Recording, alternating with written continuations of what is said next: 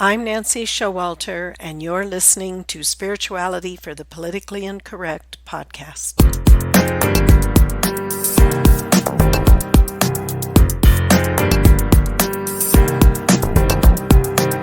Welcome, all radical paradigm shifters and creative change makers. You who dare to create a better life and a better world. Tap into the power that resides within you and use that power for constructive change.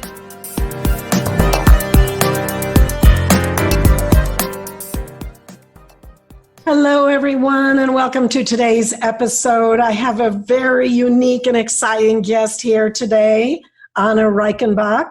She is a modern mystic, a hoop dance pioneer, and a levity expert. Now, that's quite a combination, Anah, and we hope to hear a little bit about all of that in this presentation today. And so welcome. We're so happy to have you here today. Thank you for having me. I'm really looking forward to where our conversation goes because you never know. No, you never know. Real time. Yeah. Well, you know, Anah is a star of Hooping Life. This is a documentary about the modern day hula hooping movement.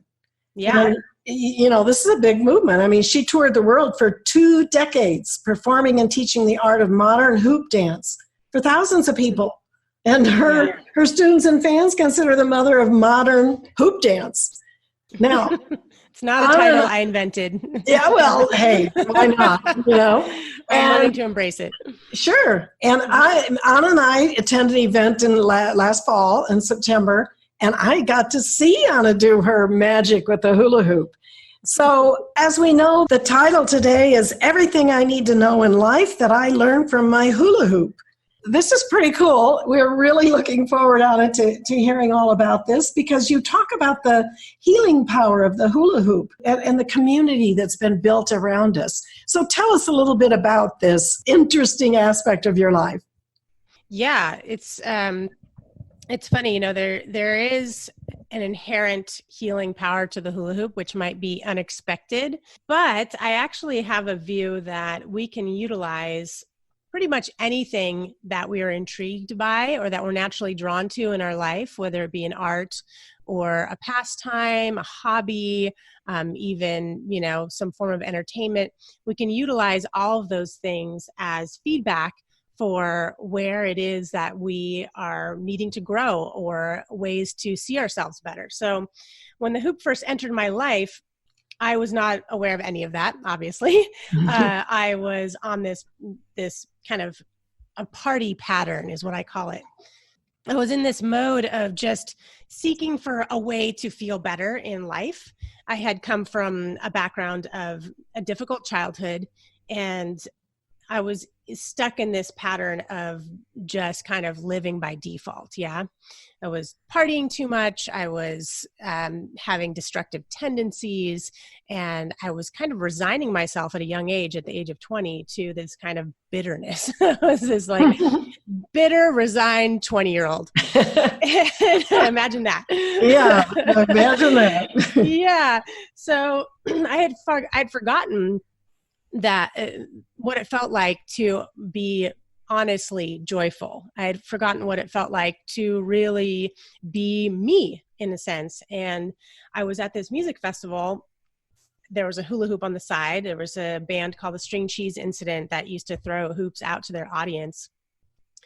And it was, you know, a sunny day, beautiful day. I was kind of aimlessly walking around, and I saw this woman in this, like, you know, long hippie skirt on the side of the dance floor hula hooping. And she wasn't doing anything fancy. She just had this big hoop on her waist, just kind of swaying to the music.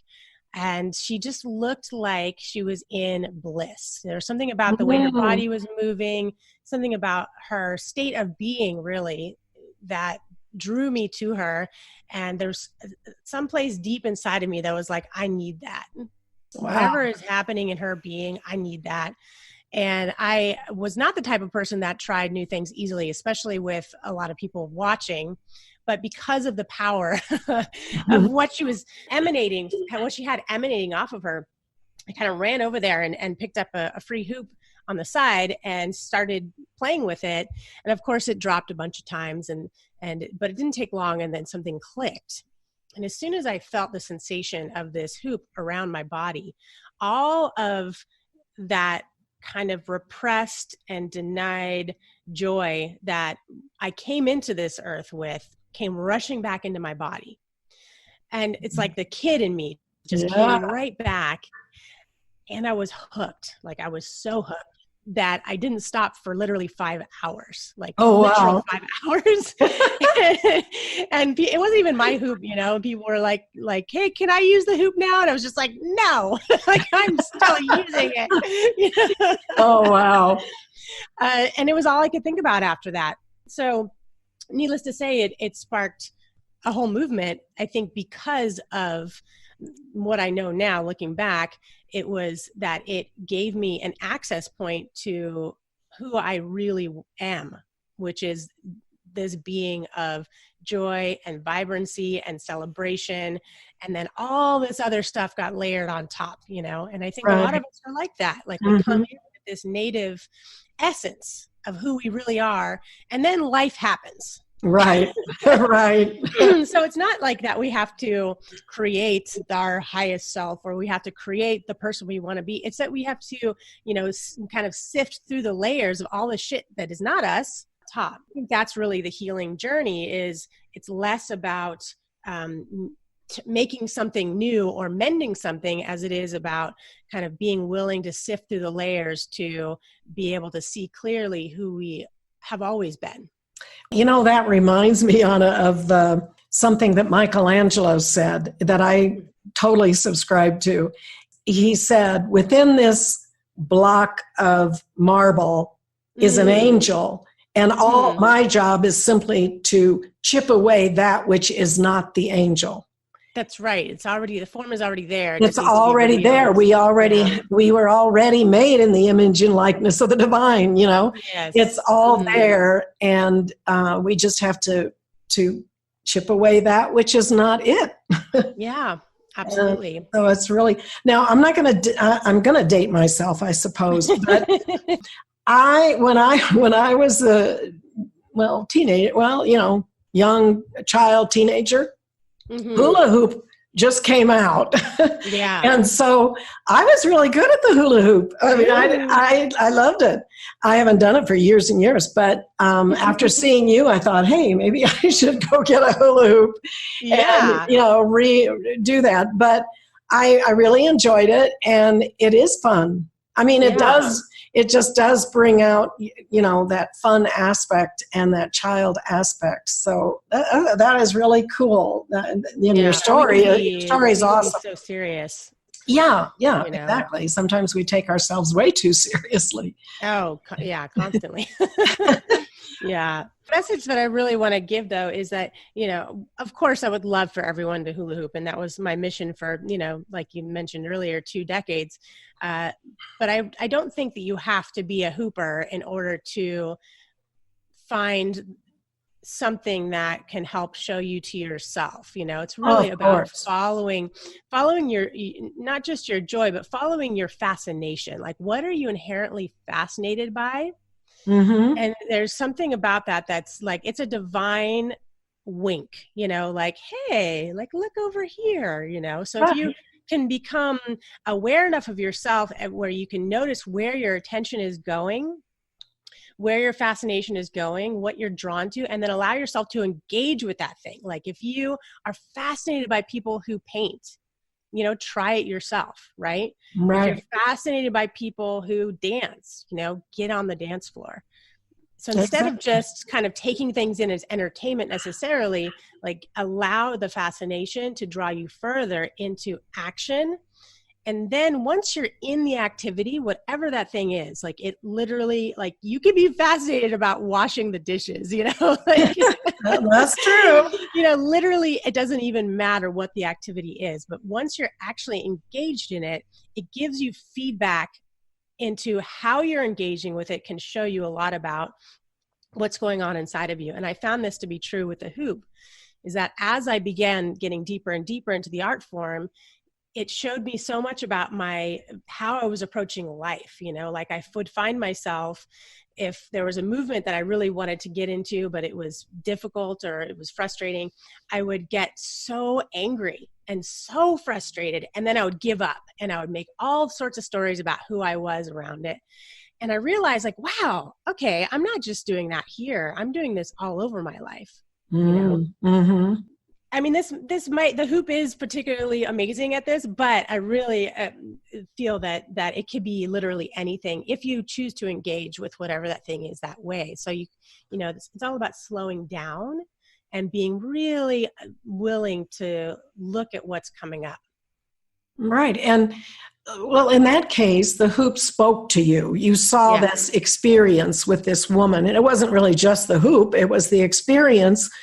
And you wanted to duplicate that, which you did, of course. That's right. And so things do speak to us. And talking about just having more mundane things being that tool, I felt that way about, cleaning my house. And I know people would say, whoa, that's crazy. But I had this incredible feeling of transformation and transmutation, of change. And after I finished cleaning the house, I would actually sit and just enjoy and be in that vibration. Yeah, and so absolutely. I never actually thought of it exactly like what you were saying, but that has been my experience. And to the fact where when we're down here in Ecuador here, and of course everybody here has a maid, and for the first year of being here, I'm like, I don't want a maid. I clean my own house, And but then, somebody told me, oh, here's a really good. And then once you start, hey, I wasn't. What took me so long? Well, hopefully there's other physical things that you engage. Well, there's just other things, of course, Yeah. And also though, once the house is cleaned, even by the maid, it's just like it's so beautiful, and I enjoy it. Also, the same feelings, of really enjoying that higher vibration of that cleanliness. Yeah. And so I could use a little more of. Well, hey, we all have our thing. That's right. We're all a work in progress. Well, maybe, Anna, you can talk about, I know you've had some challenges in your life. If you want to talk about those, and you even consider yourself a self-love advocate, having gone through some of these things. So maybe you could tell us a little bit about that. Absolutely. Yeah. So I like to say that the hoop saved my life, but it didn't go deep enough to heal the places that I really needed to have healing. So the hoop, gave me my joy back. It gave me a reason to live. It gave me purpose. It gave me passion. It gave me all of this energy to survive long enough to be willing and have the courage to turn inward and to really undertake the process of healing. And one of the biggest things that was part of this was learning how to love myself. Now, this is something that creates a lot of eye rolls, right? You hear like self-love, and it's kind of overused. We all, have heard it so much that we think that we're automatically doing it, Right. Oh, I know all about that. I've heard it a million times, right? Right. But a really dear friend of mine, her name is Gemini Fairy. She's an amazing counselor, coach type, amazing wisdom carrier. She was the first one that really showed me that self-love is an action. We were in a session, and she literally, God bless her, she forced me to get up and go into the mirror and tell myself that I love myself. And I did not want to do it. Everything in me was like, hell no. It sounded horrible, embarrassing. I don't want to do it. She's so strong. She was just like, get up, go to the mirror, do it right now. Nope, do it right now. And I was like, fine, And it wasn't like in that moment that I felt some magical shift and all of a sudden I loved myself. It felt terrible. It was embarrassing. It was awkward. But it showed me that this is something that we actually have to do. It's an action. It's not just some airy-fairy, fluffy, nice thing that, oh yeah, sure, we're supposed to love ourselves. It's something that's very difficult at first and takes dedication to a certain degree to actually get the benefits of, So sure.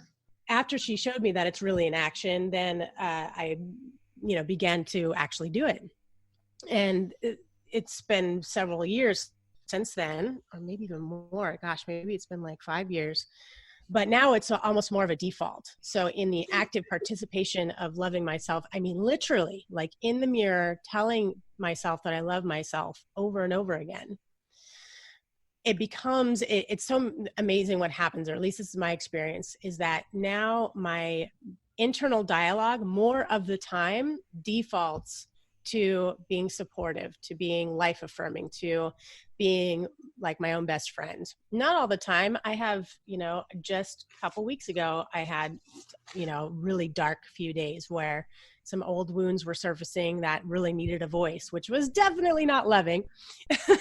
But because I have this foundation of self-love and I know how to do it, it's like a North Star, so even in these really dark moments, there's a sense, even if I can't feel it or see it, there's a sense of where I'm returning back to, which is this fabric, this foundation of self-love. Like when I say I'm a self-love advocate, it's because there's a certain level of advocacy that self-love needs, because it needs to come out of this notion of just an idea and into an active principle, or it doesn't really do anything. Yeah. And like you say, sometimes people just say, oh, yeah, self-love. But when you think about it, from a spiritual perspective, love thy neighbor as thyself. Now, how are we going to love other people? I mean, we are a person, we are a self. Yeah. How are we going to love other selves if we can't even love ourselves? And when we don't love or respect ourselves, then we tend to put that onto other people too. So we don't even know how to, Yeah, exactly. Again, it just loving somebody else becomes just like a theory, Exactly. And it's not something that is an active thing that we are versed in knowing how to do, because it really is an action. It absolutely is an action. Yes. And looking in the mirror, I mean, that's a very powerful technique, and doing it. Most people have never done it. And you don't have to start that way. That's kind of like next level, because it could bring up a lot. Especially if this is very difficult for you, an easier way to start is to just close your eyes and put your hand on your heart, but you have to say it out loud. Actually hear it coming out of your mouth, and be willing to traverse what comes first, which is very often, it was for me and for a lot of people I work with, what comes first is the things that are not that. So yes. A lot of tears come at first. Sometimes they come later too, but at first, very often it's like, wow, I really haven't loved myself, and maybe you didn't even know that until you tried to say the words. It's just like any relationship. You can think, oh yeah, I love you.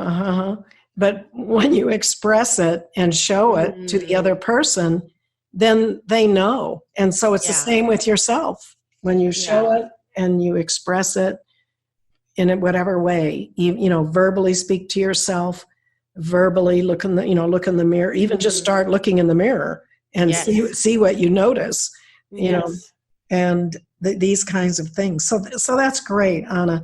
Can you talk a little bit about some of the obstacles you've faced and some of the tools you use to overcome those?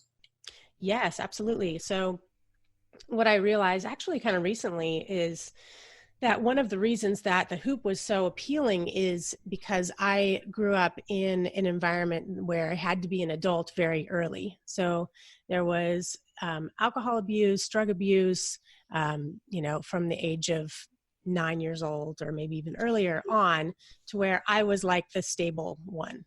I was the adult in the room in many respects. And so I had a lot of anger around that. I felt like my childhood had been stolen. And so obviously the hoop was like, hello, all of the carefree childlike things that you didn't really get to indulge in, here they are right here for you. it gave me this opportunity to really live that part of myself that was very strong and still is, maybe even more so than some other people. I have a deep need for play from a very young age.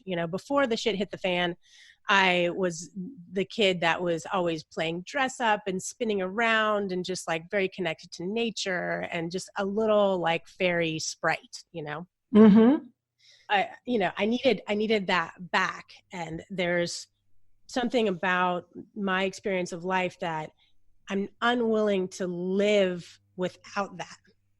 I'm not the type that can just suffer long in silence and just make it okay. I explode. Right. Literally, I can't do it. So there's a gift, that is a gift that while it's made it difficult to, sometimes it's difficult to integrate or have a sense of integration into quote unquote normal life, like how other people do it. Mm-hmm. It's given me the gift of really having high standards for the kind of life that I want to live, and having high standards for holding a space for how I think that it's possible for other people to live more of who they are. Yeah. So while these things have been difficult to deal with in my life, of feeling restricted, of feeling out of place, of feeling that I was never going to be a normal human being because of the way that I grew up and the things that were placed upon me, the huge gift on the other side of that is that I get to hold a bigger space for a higher standard of living energetically true to who we actually are. And that reverberates out, so it's not always easy, but I'm grateful to be able to hold that for myself and for other people. Oh, that's great. Yeah. So maybe you could tell us a little bit about how you do bring people through a healing process, some of the tools that you use. Yeah, self-love is a huge one. So I offer that process a lot in my workshops. I do a lot of retreats and workshops all over the world. And the self-love is the foundation. Mm-hmm. So that's kind of the first place that we go, because all of the other processes lean on that one. So things like self-awareness, or even things like seeing our patterns, or seeing the patterns that aren't even ours, that were laid upon us, that are things that we want to shift in order to be more of ourselves. All of those things rely on having a foundation of self-love.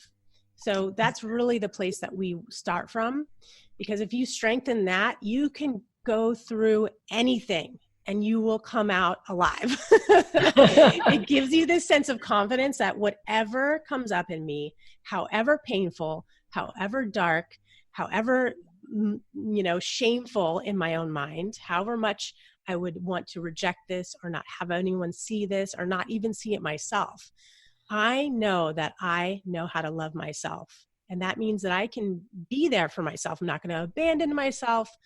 I'm not going to throw myself away, which is things that we do over and over again by default until we realize that's what we're doing, right? Right. Yeah. So once you have that foundation, then it's like, it's go time. And it's not that it's going to be easy. It can still be extraordinarily painful and extraordinarily difficult, but there's this little seed of confidence that will exist in there, so that you keep going. That's really what it comes down to, is that you have to have that confidence of, I know how to love myself through this in order to keep going, because the healing path is hard, not always, but it can be so hard, and it can be such that it can be a lure to want to say, you know what, I've had enough. I can't deal with this anymore. I'm just going to go back to being shut down, or I'm going to go back to ignoring. I'm going to go back to pretending this doesn't exist. And then there's that quiet suffering that exists in the background that, we can learn to just exist in it, but it's not fully living. No, absolutely not. It's not being your true self, like you said. It's not living. It's not fully. If you're repressing anything, you cannot fully open up your whole being. Exactly. that's the only way to live fully, is to have the confidence to open your full being to life. It feels amazing, right? But in order to do that, you have to have the confidence that all of the stuff that comes with it are things that you can handle. That's really what I want for myself and for others as well, is to develop that confidence that as hard as it can get, you can live through it, because on the other side of that is your full life. Exactly. And I say it's slightly different in the sense that there is that part of you that can become the observer, without judgment of things that are coming up, and that you can have the various tools, spiritual, psychological, whatever, to help you work through things. But when you take that step to that part of you inside of you, that is your higher consciousness. It is the part of you, made in image and likeness of the divine. It is the part of you that can observe the more human, I say with quotation marks, of things that we have experienced, and be able to deal with it. And to me, just starting that process, it doesn't have to be horrendous, but there can be various cycles where it does feel horrendous, like you're saying. Yeah. And in reality, it's like it helps us to move into that higher awareness, to where we get to the point, which to me is the most important thing, is to know, not just know intellectually, but in every cell of your being, that the power in you is greater than any power outside of you, including your own painful memories.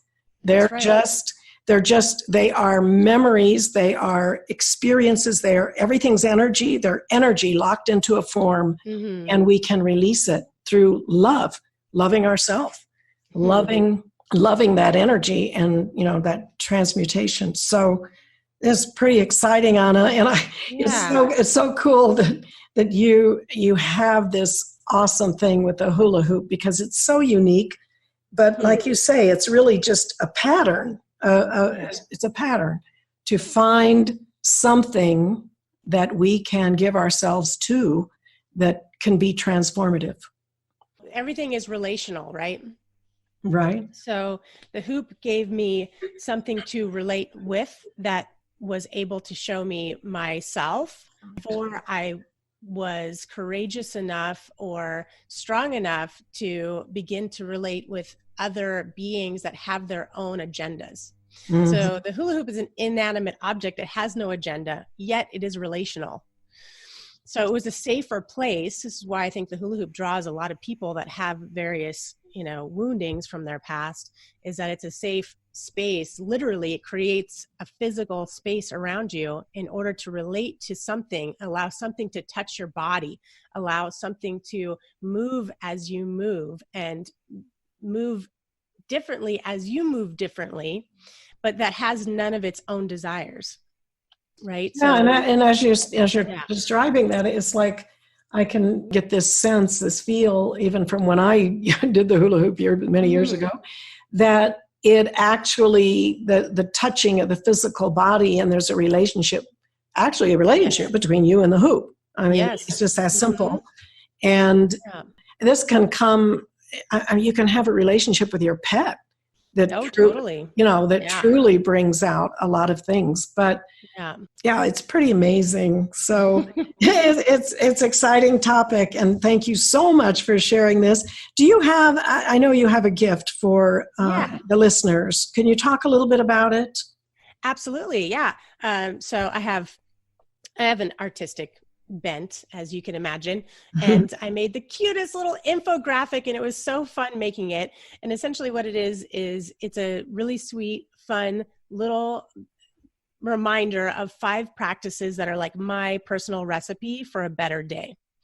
So my take is I'm actually pushing back against this notion of like, live your best life. It's like, of course, but your best life starts with just having a better day. So, rather than putting ourselves through this perfection model, screw that. If we just put it in a few little practices to shift our days even just a little bit better, it can make a huge difference. It can make the difference of living your best life, right? But we have to start with just little things. So there are little things like putting music on instead of the news, putting music on and dancing through your morning, through your shower, through your breakfast. That one alone for me can make the difference between just like a normal day, like all the other days, or a really fun, awesome day. It's just 5 little practices that are really easy, simple, fast things that can give you a better day. Right. And they can find that on your website, www.deepandlight.com. So it's deep, like deep down, and light, like bright light. So it's deep and light, all spelled out, .com. Yep. That's it. That's awesome, Anah. So my blog is on there too. So if you want to read more about what I'm dishing out, you can find all that on there too.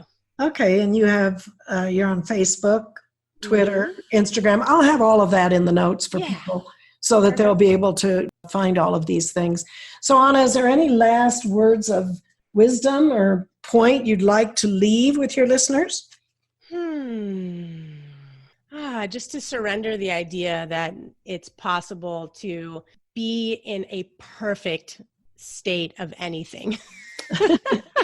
Right. And it's a little bit paradoxical because we are already in a perfect state, right? Yes. And yet our mind can invent an idea of perfection that only serves to create more suffering. And that is often what our minds go to when we think about even things like self-improvement and healing and, abundance and all of these beautiful concepts. Our minds can turn them into just another thing to chase that creates more suffering. Right. And we don't have to do that. If we can develop the resilience through things like self-love to weather the storms, the natural storms of our life, then we don't have to have it be perfect. We don't have to have it be the most incredible, abundant everything in order to feel okay. That's when our life really becomes fulfilling and enjoyable. Awesome. Wonderful. Yeah. Thank you. Thank you so much, Anah. This has been such a great pleasure. And I'm sure our listeners are going to enjoy this amazing understanding of how the hoop or whatever, like you say, whatever it is, can actually help to really delve into who we deeply, deeply really are. It's exciting. Yeah. Follow your fascination. Absolutely. So thank you again. And everybody, thank you so much for being with us. I will see you next week. Until then, keep an open mind, a generous heart, and a powerful spirit. Thank you for being with me today. And if you enjoyed this episode, please subscribe, download, and comment. I'd love to hear from you, and your support is much appreciated. And don't forget, go to nancyshowalter.com to get your free electronic copy of my book, It's Okay to Be Rich, The Entrepreneur's Guide to Increased Wealth and Personal Mastery, endorsed by T. Harv Eker. And my free mini course, How to Speak Your Success, the shocking truth of how your words impact achieving your goals. I'll see you next week.